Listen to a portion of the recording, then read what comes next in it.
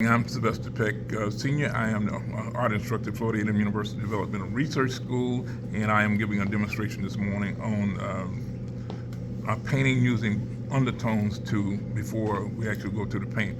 So what I'm using is a drawing pad that's on mixed media paper, and the image is drawn using a Sharpie marker, and I'm going to lay in the undertones. And undertone is nothing more just color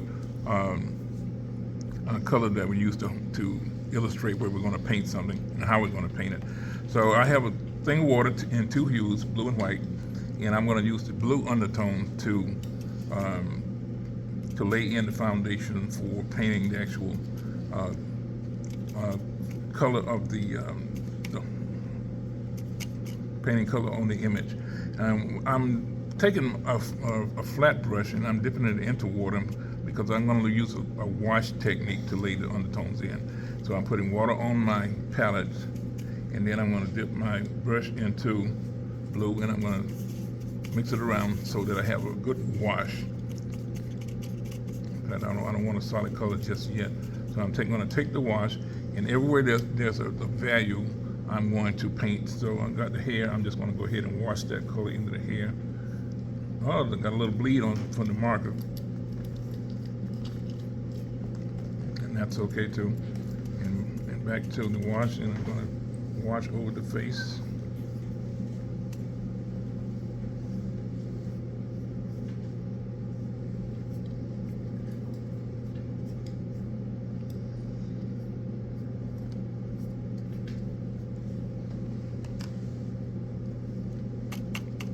Then I'm going to take some of the water off of the image, and the only thing I did was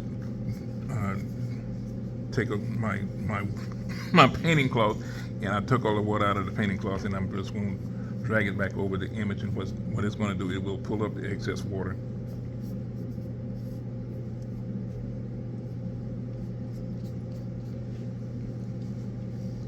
And this is my flat. I also have a small filbert brush, and I love working with the filbert brush. It's a very durable and flexible brush to work with. Normally, I was taught to paint clouds and other things that would sort of kind of bushy texture to it, but I've found that the filbert itself allows me to do a whole lot more than that. Now, since I'm going to work in the hair, I'm going to go back over that hair and probably put just a little more paint on top of it because it has a dark value, and I'm going to use that filbert to paint in that value, and the paint is not diluted down to a wash. It's just straight out of the container.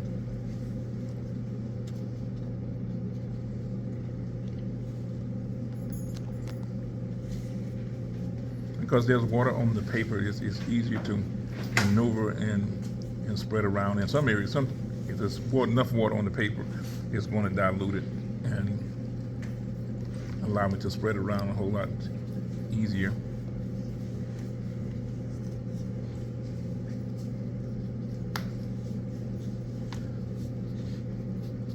For the detail part, I'm going to go ahead and do the same thing, eyebrows. And this is just going to be color here, so I don't have to worry about a whole lot of detail. However, there are places where I do want to put detail in, and that it would be eyeballs. I'm going to go ahead and just paint them in solid color. I'm not trying to put in the features in there because I will come back and do that with paint. I mean, not features, but details. So I'll do that with paint. I'm taking the filbert, and I like the filbert for this reason. Even though it's sort of similar to the flat brush, I can draw on the side of it and use it like a pencil. So I'm going to do the same thing for the groove around the eye. And I think according to physics anatomy, this is the lacrimal groove here that's around the eye. Lacrimal being a bone that's just inside of the eye, inside of the occiput, not the eye. And the occiput is the opening where the eye fits into. And I'm going to paint in the details of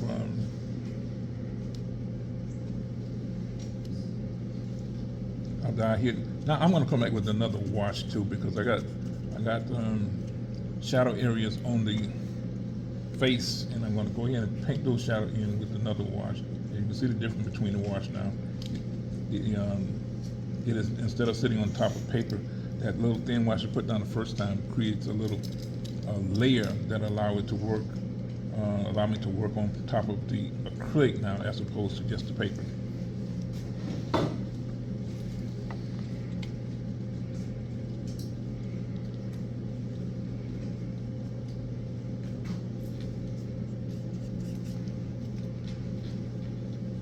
And I'm going to go ahead and thicken this up because this is a shadow area, or in terms of the value scale, this will be one of my darkest value, 80 or 90% value. I'm going to paint that in. And like I said, the Filbert is a very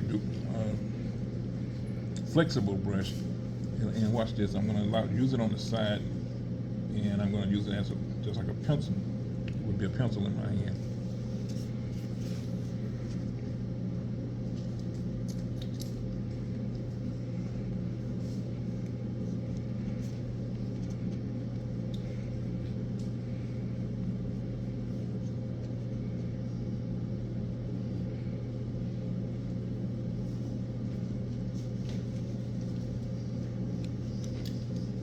What we're going to try to do, what we will do next week, not try to do, is that we're going to go in next week and we're going to lay down our blue undertones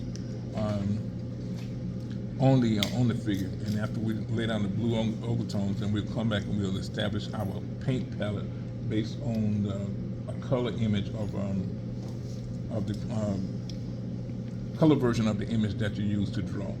And from there, we'll probably use 3 or 4, maybe even 5 different colors to start establishing the different color values and stuff, and we'll paint it according to what you see.